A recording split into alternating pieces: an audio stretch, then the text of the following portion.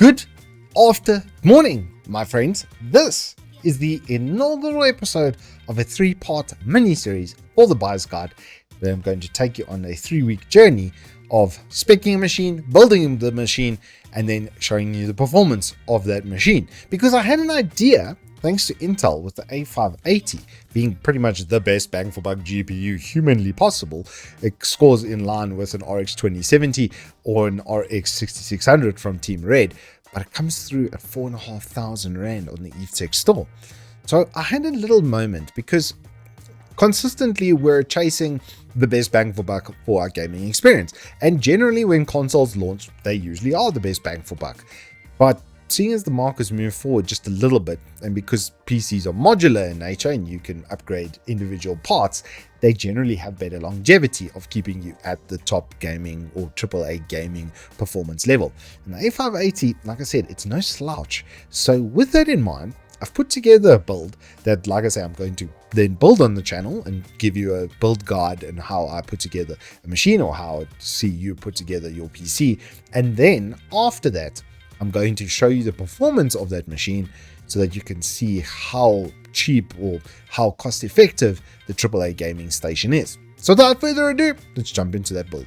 Starting with the upgrade kit, we've got to go for the best bang for buck. That's inherently the purpose of this, and so the Ryzen 5 5500 facilitates that for us with 16 gigs of RAM and with the B450 with an actually pretty decent little motherboard. It's got more than enough power throughput for the Ryzen 5 5500 in question, and we're actually going to do the upgrade and get 2 of the 16 gigs, which is what I've added to cart, 2 8 gig DIMMs at 3600 megahertz, because dual channel adds like 10 to 15% single core performance, and that directly translates into your gaming performance. So we're going to add that to cart as it sits like that. Like I said, this is not a very thirsty, it's a 65 watt TDP, so it doesn't have a huge amount of temperature or heat that it's going to create as well, which is going to help us out later.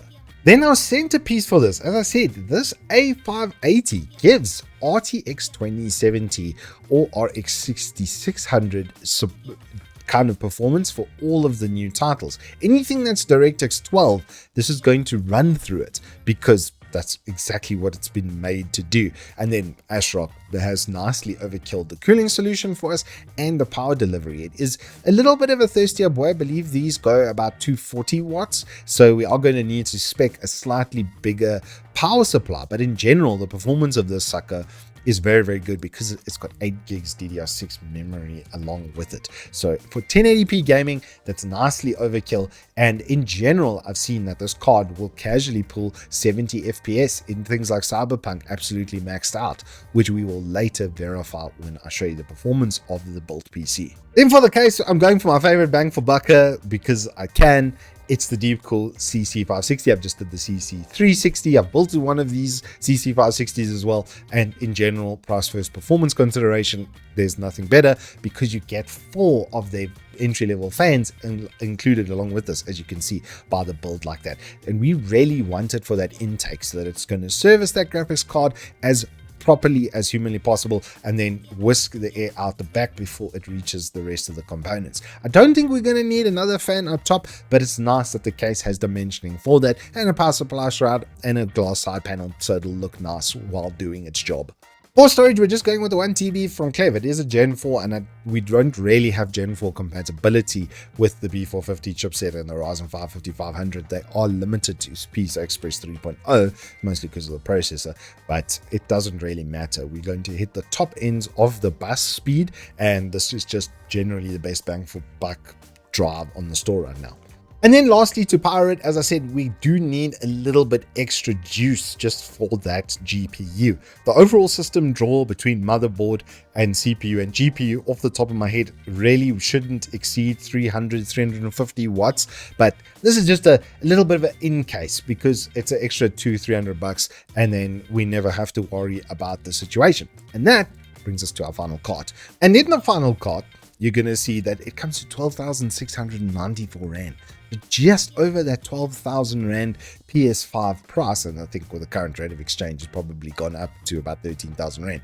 But this is a then proper AAA ready gaming PC. It should play any AAA game, and I think Cyberpunk and Metro are going to be the two of the DirectX titles that are going to we're going to stress with. I've also just purchased Dark Tide for the channel, finally replacing Vermintide 2. So we'll be able to test it on some AAA gaming areas that are the kind of mainstay engines that we see around today, especially with Dark Tide, because Unreal 5 engine is going to be around for a considerable amount of time, and it's a mainstay for DirectX 12 development. Everything that's developed for PlayStation is being made on Unreal 5 engines and then ported over to PC. So it's, I'm sure, making the programmers' lives considerably easier, but it's a very good, very efficient engine, and so this PC should play the stuff actually quite well considering. So that's basically what we're going to be going for. Next week I'm going to have the parts with me.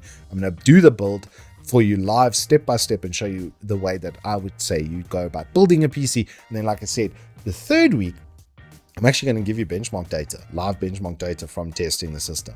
So I'm quite excited. I'm keen to see what it can do. If my assumption is correct, we're pinning a lot on that. But in general, I think sometimes, you know, maybe every so often I might know what I'm talking about. Anywho, if you have enjoyed this, please do hit us up with a like and subscribe, and make sure you're subscribed, because the next 2 weeks are going to be very interesting, I would say. Until then, hope you guys stay safe, keep well, and I will see you on the flip side.